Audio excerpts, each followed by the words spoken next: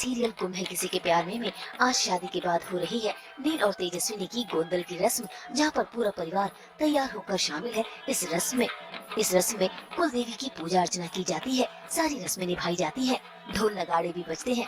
ऐसे में नील और तेजस्विनी भी पति पत्नी के रूप में इस पूजा में शामिल है और इस रस्म को अदा कर रहे हैं पूरे रीति रिवाजों के साथ। हालांकि दोनों के मन में कश्मकश है, अब शादी हो गई है तो रस्में तो पूरी करनी ही पड़ेंगी।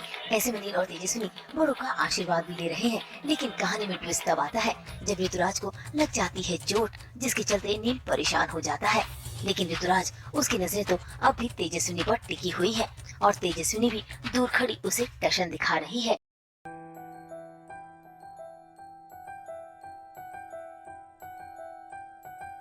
खैर, ये तो ड्रामे की शुरुआत है। असली ड्रामा तो तब शुरू होता है जब तेजस्विनी की सासू माँ लीला शुरू करती है बड़ा बखेड़ा।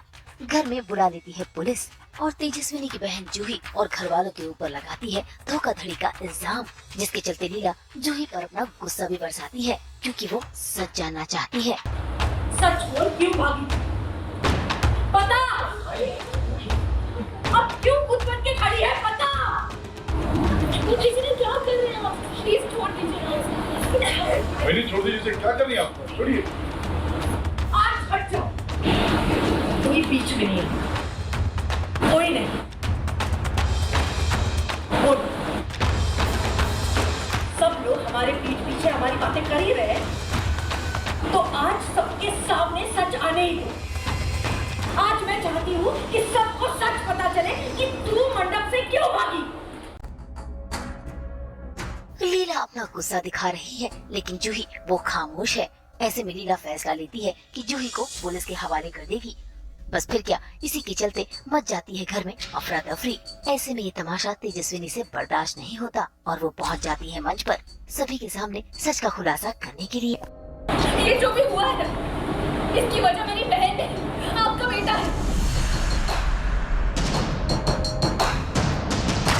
यही सच है, एक सेकंड में बोल रही हूँ ना, यही सच है। कुछ दिनों नीले मुझे प्रपोज किया था, शादी की। लेकिन तब मैंने मना किया था क्योंकि इसका रिश्ता जूही के साथ तय हो चुका था। लेकिन जब मैंने मना किया तो इसने टेढ़ा रास्ता अपनाया। इसने जूही को मेरी भोली भाली बहन को फंसा लिया, इसको निशाना बना लिया और इसने कहा कि ये जूही से नहीं, मुझसे प्यार करता है। और अगर इसकी और जूही की शादी हो भी जाए ना, फिर भी ये जूही को कभी खुश नहीं रख पाएगा, कभी इसके साथ रह नहीं पाएगा वो। इसलिए मेरे भोली भाली बहन ने ऐसा। बस फिर क्या, नील का ये दर्द कोई और समझे न समझे, लेकिन तेजस्विनी की माँ मुक्ता जरूर समझ रही है। इसीलिए तो उन्होंने तेजस्विनी की गालों पर जोरदार तमाचा जड़ दिया।